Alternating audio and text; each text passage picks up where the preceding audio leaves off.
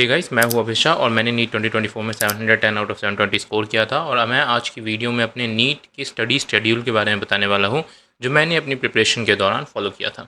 मैं ये study schedule इसलिए नहीं बता रहा हूँ कि आप सब लोग वो स्टडी शेड्यूल को एकदम छाप ही लो। बिल्कुल ऐसा नहीं करना है, बिल्कुल भी। तुम्हें क्या करना है कि तुम मेरे स्टडी शेड्यूल से थोड़ा सा इंस्पिरेशन लो एंड अपने हिसाब से, अपने पढ़ने के तरीके के हिसाब से एक पर्सनलाइज स्टडी शेड्यूल बनाओ। तो जैसा कि वीडियो की शुरुआत में आप देखा आप सभी ने कि कैसे अक्सर हम लोग एक परफेक्ट स्टडी शेड्यूल के पीछे भागते रहते हैं। अक्सर सर्च करते रहते हैं कि बेस्ट टाइम टेबल क्या होगा स्टडी के लिए, बेस्ट टाइम टेबल क्या होगा नीट में 700 प्लस मार्क्स मान लाने के लिए। लेकिन मैं भी वैसे ही बच्चा था जो अक्सर ये सारी चीज़ें सर्च करता रहता था, बिकॉज मेरे को एक परफेक्ट शेड्यूल नहीं मिलता था अपने लिए। लेकिन जल्द मैंने बहुत सारी चीज़ें सीखी और मैं वही सारी चीज़ें आप सबको बताने वाला हूँ। एंड इस वीडियो के बाद आपको कोई भी टाइम टेबल रिलेटेड वीडियो देखने की कोई ज़रूरत नहीं पड़ेगी। तो बिना किसी देरी के लेट्स डाइव इनटू इट। अब बात करते हैं मेरे नीट स्टडी शेड्यूल के बारे में। देखो, मैं अक्सर काफ़ी कोशिश करता था कि मैं एक टाइम बेस्ड शेड्यूल बनाऊँ, मतलब सुबह इतने बजे उठो, इतने बजे खाओ, इतने बजे लेक्चर लो, इतने बजे क्लासेस लो। जो भी था मैं एकदम टाइम बेस्ड, लेकिन वो कभी भी फॉलो नहीं हो पाता था। बिकॉज हम ह्यूमन्स हैं, हमसे गलतियाँ होती हैं। हम कई बार क्या होता है, जैसे एक स्लॉट में हमारा कोई दूसरा काम हो गया गलती से, ठीक है, तो अब क्या होगा, हमारे सारे स्लॉट शिफ्ट हो जाएंगे जो भी हमने टाइम से सोचा हुआ था टाइम टेबल में। अब वो पूरा का टाइम टेबल ही ख़राब हो गया। तो इसलिए हमें मशीन्स की तरह काम नहीं करना है, हमें ह्यूमंस की तरह एक प्रैक्टिकल वे सोचना है कि हम कैसे अपने स्केड्यूल को बनाएं।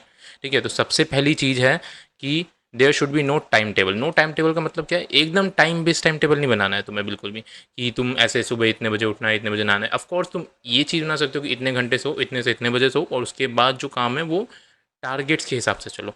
तो एक डेली स्केड्यूल ऐसे टाइम टेबल वाला तो फॉलो होता नहीं था। तो मैंने क्या करा कि मैं रोज़ टू डू लिस्ट बनाने लगा। टू डू लिस्ट या टारगेट लिस्ट जो भी बोल लो, ठीक है। तो मैं क्या करता था, रोज़ रात को, और अगर रात को नहीं कर पाया तो अगले दिन सुबह ये अपनी डायरी लेता था और उसमें लिखता था, डेट डाल दी आज की, और उसके बाद लिखता था कि आज क्या क्या टास्क करने हैं मेरे को या क्या क्या काम करने हैं, ठीक है।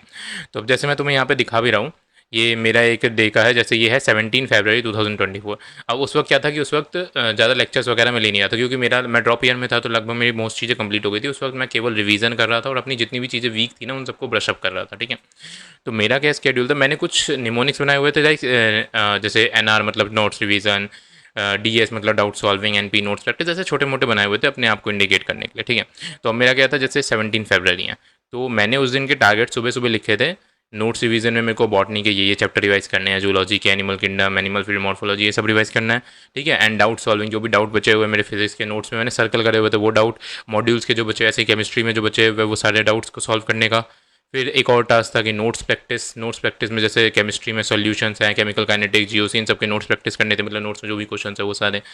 तो और डीपीपीस लगाना था, botany, zoology, GOC, and no NCERT reading के लिए 6 चैप्टर डाले हुए थे मैंने। तो देखो, ये तो मेरा लास्ट का शेड्यूल था, क्योंकि उस वक्त मैं सब कुछ कंप्लीट था, तो मैं ओवरऑल रिवीजन कर रहा था सिलेबस का।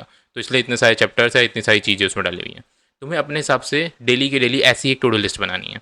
उसमें तुम जैसे यहाँ लेक्चर का नहीं डाला है, तो उसमें लेक्चर का ऐड कर लो कि हाँ, ये आज ये लेक्चर लेने हैं, उसका रिवीजन करना है, उसका बैकलॉग क्लियर करना है। तो ऐसे ऐसे टास्क डाल लो सारे के सारे, सुबह ही अपना पूरा दिन प्लान कर लो। इससे क्या होगा कि तुम्हें पता होगा कि तुम्हें आज के दिन क्या क्या करना है, और तुम डिस्ट्रैक्टेड नहीं रहोगे। तुम्हें पता मतलब होता है ना कि जैसे अगर हमारे पास इतना सारा काम पड़ा हुआ है, तो हमें उसका प्रेशर रहता है माइंड में कि हाँ, ये सारा काम कंप्लीट करना है, आज ही कंप्लीट करना है। तो इसकी वजह से हम कोशिश करते रहते हैं कि कंप्लीट हो जाए। लेकिन अगर हम ऐसे करेंगे कि बिल्कुल ही टारगेट सेट नहीं है, हमें पता ही नहीं है क्या करना है, तो हम बस वही सोचते रह जाएंगे पूरे दिन क्या करना है, और पूरा का पूरा टाइम वेस्ट हो जाएगा। तो मैं क्या करता था, जैसे अब मैंने अपने डे को 4 पार्ट्स में डिवाइड कर लिया, जैसे मैं दिखाता हूँ। जैसे मैंने अपने डे को 4 पार्ट्स से डिवाइड कर लेता था, एक मॉर्निंग, एक आफ्टरनून, एक इवनिंग एंड एक नाइट, ठीक है। अब मॉर्निंग क्या है, मॉर्निंग मेरे लिए सबसे ज़्यादा एक्टिव टाइम था मेरा, तुम्हारे लिए कोई और हो सकता है, मेरे लिए मोस्ट सबसे एक्टिव टाइम था। तो मैं क्या करता था उस वक्त, सबसे ज़्यादा कंसेप्चुअल चीज़ें करता था, ये जो सबसे ज़्यादा डिफिकल्ट लगती हैं, सबसे ज़्यादा डाउट जिसमें आता है, या फिर कोई लर्न करने वाली चीज़ करता है जो मेरे को याद नहीं हो रही है बहुत बार, तो मैं उसको सुबह सुबह किया करता था, ठीक है। तुम्हारे लिए अलग हो सकता है, मैं अपना बता रहा हूँ, ठीक है। और फिर क्या करता, जैसे आफ्टरनून और इवनिंग के वक्त में मोस्टली ये करता था, क्योंकि उस वक्त क्या है, थोड़ा सा उतना कम एक्टिव रहते हैं ना, हम कम एक्टिव रहते हैं, तो उसमें थोड़ा लेस एफर्ट वाले काम करता। क्वेश्चन सॉल्विंग वगैरह कर लिए, टेस्ट पेपर सॉल्व कर लिया, या फिर लेक्चर्स वगैरह होते थे, देखने होते थे, वो सॉल्व कर देख लेता था मैं, ठीक है। एंड नाइट टाइम में क्या करता था, नाइट टाइम में मैं ओवरऑल डे में जो भी किया है मैंने, उन सब का एक ओवरव्यू ले लेता था, रिवीजन मार लेता था एक एक करके। जैसे लेक्चर लिया तो उनका पूरा पूरा रिवीजन कर लेता था। जो भी क्वेश्चन प्रैक्टिस करे उसमें जो भी क्वेश्चन मेरे रॉन्ग हुए हैं, डाउट आया है, उनका एनालिसिस करता था, रात में सॉल्व कर लेता था फिर से जो भी रॉन्ग हुए हैं उनको। तो एक से ऐसे मेरा ओवरऑल डे चलता था। तो देखो, अब फोर्थ पॉइंट ये है कि तुम्हारा मेन गोल होना चाहिए अपने टू डू लिस्ट को कंप्लीट करना। जो तुमने लिस्ट बनाई है, कोशिश करना कि तुम उसे पूरा का पूरा उस दिन कंप्लीट कर लो। इम्प्रैक्टिकल टारगेट्स नहीं बनाने, एक दिन में 10-10 चैप्टर, 10-10 लेक्चर्स का टारगेट नहीं डालना है तुम्हें। प्रैक्टिकल टारगेट बनाने हैं जो ह्यूमनली पॉसिबल हो एक दिन में करना, एंड कोशिश करना तुम उसे पूरा का पूरा ख़त्म करो, क्योंकि नंबर ऑफ आवर्स मैटर नहीं करेंगे। 15 घंटे, 16 घंटे, 18 घंटे बैठे रहोगे, काम नहीं हो रहा है, तुम्हारा टास्क नहीं हो रहा, तो मैटर नहीं करेगा वो, ठीक है, क्वालिटी रही ही नहीं उस स्टडी की। लेकिन नंबर ऑफ टास्क जो तुम एक दिन में कंप्लीट करोगे वो ज़रूर मैटर करेगा तुम्हारे लिए। और एक और चीज़ है, फिफ्थ पॉइंट मैंने जैसे यहाँ पे लिखा हुआ है, हेल्थी फूड लेस स्लीपी। देखो अक्सर क्या होता था ना, ये चीज़ मैंने सबसे ज़्यादा कब फील करी थी, आखिरी के मंथ में जब मैं टेस्ट देने जाया करता था, रोज़ रोज़ टेस्ट होते थे, तो रोज़ रोज़ वो क्या होता था, मैं कुछ स्टार्च, बहुत ज़्यादा स्टार्च वाले फूड जैसे रोटी वगैरह बहुत ज़्यादा खा लेते हैं ना, तो उसकी वजह से क्या होता था, मेरे को दिन में नींद आने लगती थी। अब टेस्ट वगैरह में नींद आ रही है तो बहुत मुश्किल से मैं टेस्ट दे पा रहा था, ठीक है। तो फिर इसको मैंने ठीक कैसे किया था, मैंने अपनी डाइट को चेंज किया। मैंने मतलब उतनी ज़्यादा रोटियाँ खानी बंद कर दी, थोड़े फ्रूट्स वगैरह लेके चले जाता था, फ्रूट्स खा के जाता था। तो इससे क्या रहता है, मेरा माइंड एक्टिव रहता है। तो मैं भी ऐसे रखना है, क्योंकि बहुत बहुत लोगों को दिन में नींद आने लग जाती है, तो उनकी पढ़ाई ढंग से नहीं हो पाती है। तो तुम्हें ध्यान रखना है कि तुम एक हेल्थी फूड खाओ जिसकी वजह से तुम्हें नींद कम आए। अब देखो सिक्स्थ पॉइंट ये है कि take breaks between the study section, active mind, less screen time. देखो इसका मतलब क्या है ओवरऑल मैं बताता हूँ।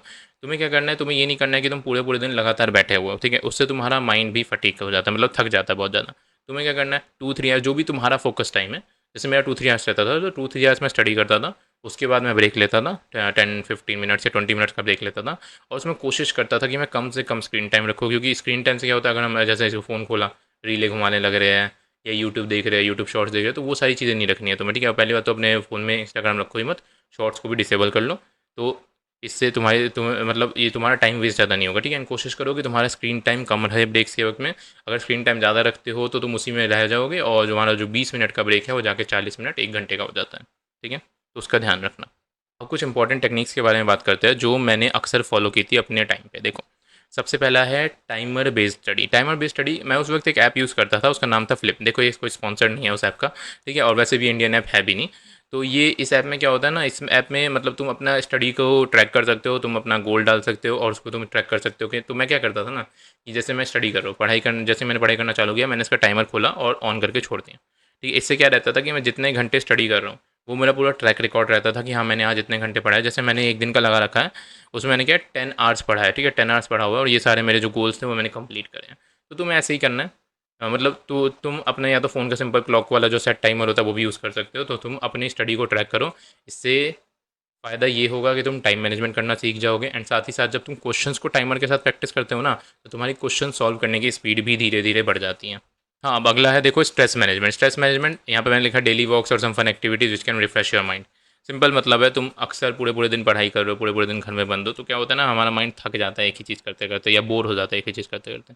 तो तुम ध्यान रखना, इवनिंग में या मॉर्निंग में अक्सर बाहर वॉक करने के लिए निकल जाओ, या 2-3 दोस्त आसपास होंगे उनसे मिल के आ जाओ, उनके साथ थोड़ा बहुत मतलब ज़्यादा नहीं, 20-30 मिनट्स थोड़ा वॉक कर लो, घूम लो, ठीक है। इससे तुम्हारा माइंड फ्रेश हो जाएगा, ठीक है। एंड मैं और चीज़ें करता, जैसे मैं म्यूज़िक सुनता था कभी कभी, या कई बार तो मैं क्वेश्चन प्रैक्टिस करते करते, मैं मोस्टली क्या करता था, जब भी क्वेश्चन प्रैक्टिस करता था, फिजिक्स केमिस्ट्री जब भी क्वेश्चन प्रैक्टिस, तो मैं साथ में गाने बजा लेता था। मतलब एक सटल म्यूज़िक, ये नहीं कि तुम एकदम पूरा डीजे वगैरह चला रहे हो, नहीं ऐसा कुछ नहीं। एक सटल म्यूज़िक कराओ, उससे थोड़ा इन्जॉयमेंट रहता है। लेकिन ये नहीं कह रहा हो कि तुम्हें भी यही करना है। अगर तुम्हें अच्छा लगता है म्यूज़िक के साथ सॉल्व करना तो अच्छी बात है, नहीं लगता है तो अपना मेथड फॉलो करो, कोई दिक्कत नहीं है। And the most important point is weekly revision and test. देखो इसका मतलब क्या है, जैसे अब मैंने ये तो बताया थी क्या कि मैं नाइट में ओवरऑल पूरे दिन का रिवीजन करता था। अब क्या होता है, जैसे ही वीकेंड्स आते हैं, वीकेंड्स में लाइक संडेज़ को तुम पूरे वीक का रिवीजन कर लो, एंड साथ ही साथ उससे रिलेटेड टेस्ट दे लो। उससे रिलेटेड नहीं, या तो बैच में कोई टेस्ट वगैरह हो रहा है तो वो अच्छी बात है, और नहीं हो रहा है तो उससे रिलेटेड अपना टेस्ट दे दो जो भी पूरे वीक में तुमने पढ़ा है। इससे क्या होगा, तुम्हें तुम्हें तुम्हारी मिस्टेक्स पता चलती रहेंगी, तुम और इम्प्रूवमेंट करते चले जाओगे। तो देखो ये था मेरा स्टडी शेड्यूल, ठीक है। एंड मैं होप करता हूँ कि ये तुम लोगों को हेल्प करेगा, एंड कोई भी तुम्हें डाउट आ रहा है तो तुम पूछ सकते हो मेरे से। एंड अगर इस पीडीएफ को तुम्हें डाउनलोड करना है तो इसका लिंक मेरे डिस्क्रिप्शन में गिवन होगा। ध्यान रखना है कि तुम ये मत करना कि मैंने जो भी पॉइंट्स इस वीडियो में बताए हो सारे को तुम ब्लाइंडली फॉलो करो। तुम्हें ऐसा बिल्कुल भी नहीं करना है, ठीक है। तुम्हें अपने हिसाब से देखना है, क्योंकि तुम सबका स्टडी पैटर्न अलग अलग होता है। तुम्हें अपने हिसाब से देखना है कौन सी चीज़ तुम्हारे लिए हेल्पफुल होगी, तुम्हें उसको अच्छे से फॉलो करना है, ठीक है। एंड यहाँ से जो भी मैंने इंपॉर्टेंट पॉइंट बताया है उससे इंस्पिरेशन लो, एंड अपने स्केड्यूल में डालो, और अपने स्केड्यूल में कंसिस्टेंसी मेंटेन करो, ठीक है। ऐसा नहीं करना है एक दिन तुम 16 घंटे बैठे हो तो अगले दिन 2 घंटे बैठो, ऐसा बिल्कुल भी नहीं करना है। आज तुम 6 घंटे पढ़ रहे हो तो कल भी 6 घंटे पढ़ो। ऐसे अपने आप को एक कंसिस्टेंसी प्रोवाइड करो, एंड जैसे जब तुम एक प्रॉपर स्केड्यूल के साथ कंसिस्टेंट हो जाओगे तो तुम उसको धीरे धीरे इंक्रीज भी कर पाओगे। ऐसा नहीं है कि तुम फर्स्ट डे में ही 10 आवर्स रीच कर जाओगे, या 12 आवर्स या 15 आवर्स रीच कर जाओगे, ठीक है। अगर आपको ये वीडियो हेल्पफुल लगा हो तो लाइक ज़रूर कर देना, एंड कमेंट सेक्शन में बताओ कि तुम्हारा डेली स्केड्यूल क्या होता है, और अगर कोई भी डाउट है तो तुम वो भी कमेंट सेक्शन में पूछ सकते हो। एंड मैं जल्द 3000 सब्सक्राइबर क्रॉस करने के बाद एक सरप्राइज़ प्लान कर रहा हूँ, तो इसलिए जल्द से जल्द मेरे चैनल को सब्सक्राइब कर लो। And all the best for your NEET preparation. Bye bye.